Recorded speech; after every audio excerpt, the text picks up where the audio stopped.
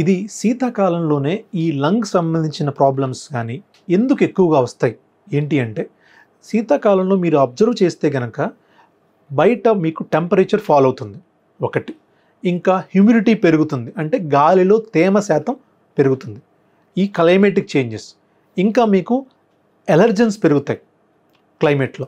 ఈ 3 ఫ్యాక్టర్స్ కూడా మీకు రెస్పిరేటరీ ఇల్నెసెస్ అంటే క్రానిక్ రెస్పిరేటరీ ప్రాబ్లమ్స్ ఎవరైతే ఉంటారో, ఆస్తమా కానీ, ఎలర్జీ కానీ, సిఓపిడి కానీ, ఐఎల్డి కానీ, ఎవరైతే ఈ 4 కండిషన్స్ మీద ఉంటారో వాళ్ళకి ఈ ఎఫెక్ట్స్ వెంటనే వచ్చే ఛాన్సు చాలా చాలా ఎక్కువ. అసలు ఎందుకు ఇలా జరగాలి?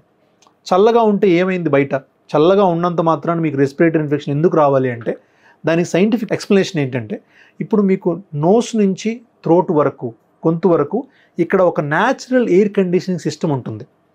అంటే ఏంటంటే, మీరు నార్మల్గా మీరు హెల్దీ హ్యూమన్ బీయింగ్ అయితే, హెల్దీ పర్సన్కి మీరు గాలి తీసుకున్నప్పుడు మనం ఎంత టెంపరేచర్లో తీసుకుంటాం గాలి?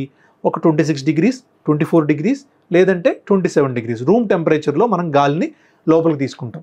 కానీ మీ లంగ్స్కి కావాల్సిన గాలి ఏ టెంపరేచర్లో ఉండాలి? మీ లంగ్స్కి కావాల్సిన గాలి టెంపరేచర్ ఉండాల్సిన 37 degreesలో. ఎందుకని? ఎందుకంటే మీ బాడీలో ఉన్న అన్ని పార్ట్స్ కూడా ఐడియల్గా పనిచేయాలి అంటే లోపల 37 degreesలో పనిచేస్తూ ఉంటాయి. సో మీరు తీసుకున్న ఈ 27 degrees నుంచి 37 degreesకి మీరు ఈ ఎయిర్ ఏదైతే ఎంటర్ అవుతుందో దాన్ని ఇక్కడ నుంచి ఇక్కడ దాకా ఉన్న మీ natural air conditioning system heat చేసి పంపిస్తుంది లోపలికి. సో ఆ హీట్తో పాటు కొంచెం హ్యూమిడిటీ కూడా యాడ్ చేస్తుంది.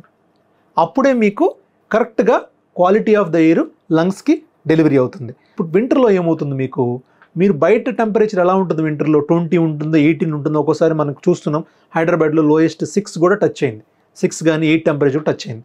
సో అలాంటప్పుడు ఏమవుతుంది, ఆటోమేటిక్గా మీరు తీసుకున్న ఎయిర్ 6, 7, 8 degreesలో ఉంటే, ఆ 10 degreesలో ఉంటే దాన్ని 10 నుంచి 37 degrees హీట్ చేయాలి మీ natural air condition system, sinus system.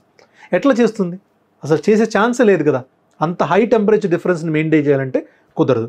So ఆ డిఫరెన్స్ మెయింటైన్ చేయలేక అది 10 నుంచి 15 వరకు, 10 నుంచి 17 వరకు హీట్ చేసేసి పంపిస్తుంది లోపలికి. ఇంకా అప్పుడు ఏమవుతుంది, ఈ లో టెంపరేచర్ హై హ్యూమిడ్ ఎయిర్ని లంగ్ టచ్ అవ్వటం వల్ల లంగ్ ఇరిటేట్ అవుతుంది.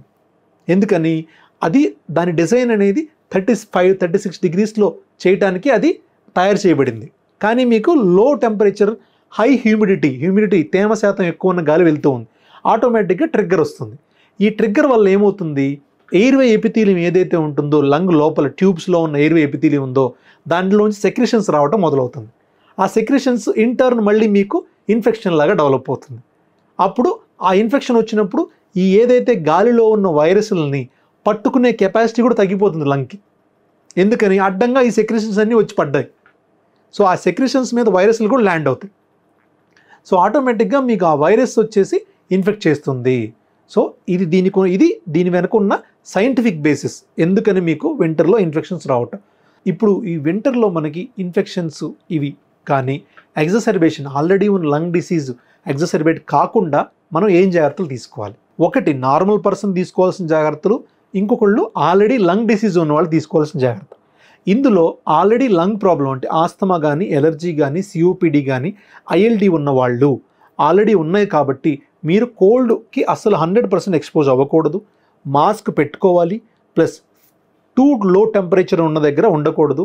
రెగ్యులర్గా ఈ పేషెంట్స్ ఎవరైతే ఉన్నారో వాళ్ళు స్టీమ్ ఇన్హలేషన్ చేసుకుంటే ఎయిర్వే అనేది ఆల్మోస్ట్ ఆటోమేటిక్గా మీకు హ్యూమిడిఫై అవుతుంది, హీట్ అవుతుంది. అంటే ఆర్టిఫిషియల్గా మీరు హీట్ చేసుకుంటున్నారు ఎయిర్వేస్ని. అప్పుడు మీకు బయట నుంచి ఒక సపోర్ట్ లాగా ఉంటుంది. సో దానివల్ల మీరు లంగ్ డిసీజ్ రాకుండా ఓవర్కమ్ చేసే అవకాశం ఉంది.